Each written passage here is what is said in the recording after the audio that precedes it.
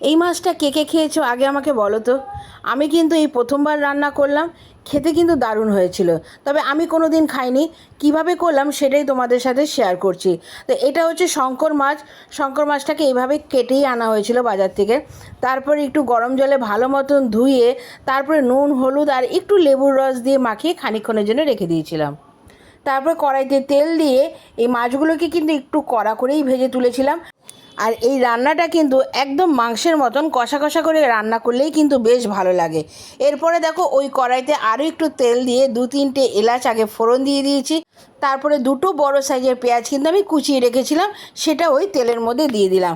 এবার পেঁয়াজটাকে খানিকক্ষণ ভেজে নেওয়ার পালা। পেঁয়াজগুলোর কালার যতক্ষণ না চেঞ্জ হচ্ছে ততক্ষণ কিন্তু পেঁয়াজগুলোকে একটু হালকা করে ভেজে নেবে। আর এদিকে দেখো মাছগুলো মোটামুটি আমার ভাজা হয়ে গেছে। তো এরপরে আমি দেখো পেঁয়াজের মধ্যে দিয়ে দিয়েছিলাম সামান্য নুন, সামান্য হলুদ, একটু রেড চিলি পাউডার, আর দিয়েছিলাম একটু জিরে গুঁড়ো আর একটু ধনে গুঁড়ো। আর আমি একটা পেস্ট বানিয়ে রেখেছিলাম, সেটা হচ্ছে আদা রসুন কাঁচা লঙ্কা আর একটু টমেটো দিয়ে একটা মিহি পেস্ট বানিয়ে রেখেছিলাম, সেটাও ওই পেঁয়াজের মধ্যে দিয়ে দিলাম। এরপরে কিন্তু সমস্ত জিনিসকে বেশ খানিকক্ষণ ধরে একটু রান্না করে নিতে হবে, মোটামুটি ভালো মতন কষিয়ে নিতে হবে যতক্ষণ না এই মশলা থেকে তেল ছেড়ে আসছে। আর স্বাদের ব্যালেন্সের জন্য দিয়েছিলাম সামান্য একটু মিষ্টি। তো দেখতে পাচ্ছ মশলাটা কিন্তু প্রায় কষানো হয়ে গেছে। এরপরে আমি ওই ভেজে রাখা মাছগুলো দিয়ে দেবো। এবার মশলার সাথে মাছগুলোকে কিন্তু ভালো মতন খানিকক্ষণ রান্না করে নিতে হবে। আর এখানে ভয় পাবার কোনো ব্যাপার নেই, মাছগুলো কিন্তু ভেঙে যাবে না, কারণ এই মাছটা কিন্তু খুব একটা নরম হয় না।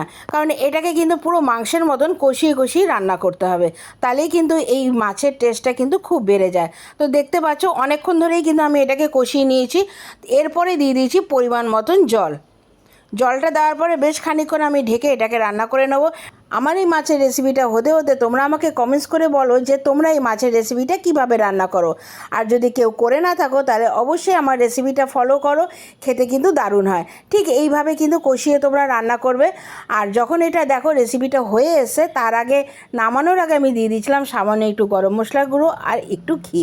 তো রেসিপিটা কেমন হয়েছে অবশ্যই আমাকে তোমরা কমেন্টস করবে। ভালো লাগলে একটা লাইক কমেন্টস আর এটা আপনজনদের সাথে শেয়ার করে দিও। আর তোমরা যদি ফেসবুক থেকে দেখে থাকো তাহলে অবশ্যই ফলো করে দিও। আর যদি ইউটিউব থেকে দেখে থাকো তাহলে কিন্তু আমার চ্যানেলটা সাবস্ক্রাইব করে দিয়ে বেল বাটনটা টিপে দিও। তাহলে এরকম নিত্য নতুন রেসিপি আমি শেয়ার করলেই তার নোটিফিকেশান সবার আগে তোমাদের কাছে চলে যাবে। তো দেখতেই পাচ্ছ যে রেসিপিটা কতটা লোভনীয় লাগছে। তা শীঘ্রই আসছি আবার একটা রেসিপি নিয়ে। এখনের জন্য টাটা।